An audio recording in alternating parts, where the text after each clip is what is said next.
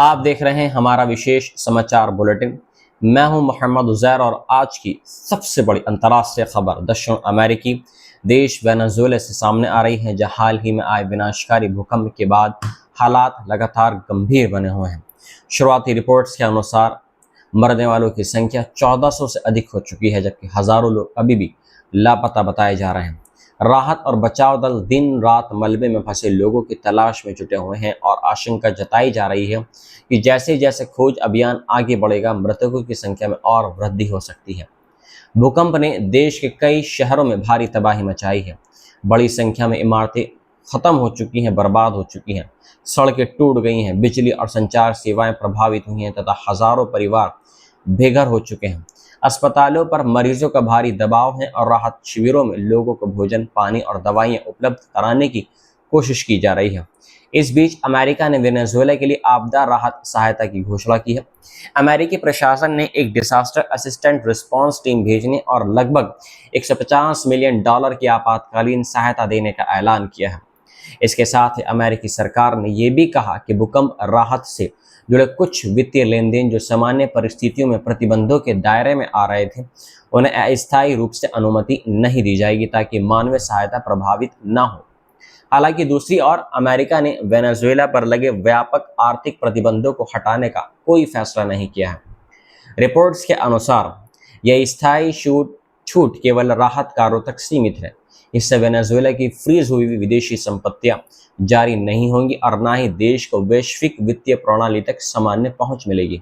जानकारों का कहना है कि वेनेजुएला की अर्थव्यवस्था पहले से ही लंबे समय से प्रतिबंधों के कारण दबाव में थी। देश की सरकारी तेल कंपनी PDVSA पर लगे प्रतिबंधों की वजह से तेल निर्यात प्रभावित हुआ है, क्योंकि वेनेजुएला की अर्थव्यवस्था काफी हद तक तेल आय पर निर्भर करती है।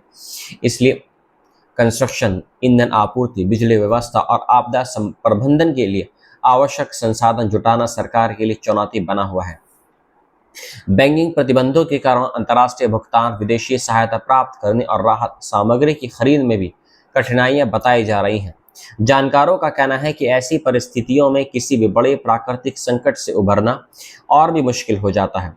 आवश्यक दवाएं, चिकित्सा उपकरण और औद्योगिक मशीनरी के आयात पर भी प्रतिबंधों का असर पड़ सकता है, जिससे पुनः निर्माण की प्रक्रिया धीमी होने की आशंका है। दूसरी ओर वेनेजुएला सरकार और उसके समर्थकों का आरोप है कि अमेरिका के प्रतिबंधों ने देश की आर्थिक स्थिति को और गंभीर बना दिया है। इससे राहत कार्य भी प्रभावित हो रहे हैं। वहीं अमेरिकी प्रशासन का कहना है कि प्रतिबंधों का उद्देश्य मानवीय सहायता रोकना नहीं है, बल्कि राजनीतिक और आर्थिक नीतियों पर दबाव बनाए रखना है। सोशल मीडिया पर इस आपदा को लेकर कई तरह के दावे और अटकलें भी सामने आ रहे हैं। कुछ पोस्टों में यह भी दावा किया गया है कि दो बड़े भूकंपों के पीछे किसी प्रकार की तथाकथित क्लाइमेट वेपन या कृत्रिम तकनीक का इस्तेमाल हो सकता है।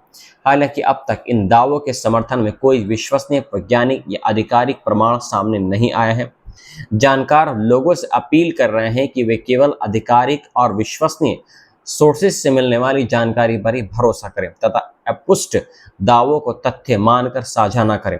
फिलहाल राहत और बचाव अभियान तेजी से जारी है। स्थानीय प्रशासन, सुरक्षा बल और अंतर्राष्ट्रीय मानवीय एजेंसियां प्रभावित इलाकों में लोगों तक सहायता पहुंचाने का प्रयास कर रही हैं। आने वाले दिनों में स्पष्ट होगा कि इस आपदा से हुए नुकसान का वास्तविक स्तर कितना बड़ा है और देश को सामान्य स्थिति में लौटने में कितना समय लगेगा।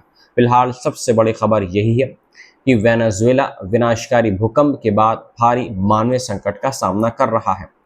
अमेरिका ने सीमित मानवीय सहायता की घोषणा की है, लेकिन व्यापक आर्थिक प्रतिबंध अभी भी लागू हैं।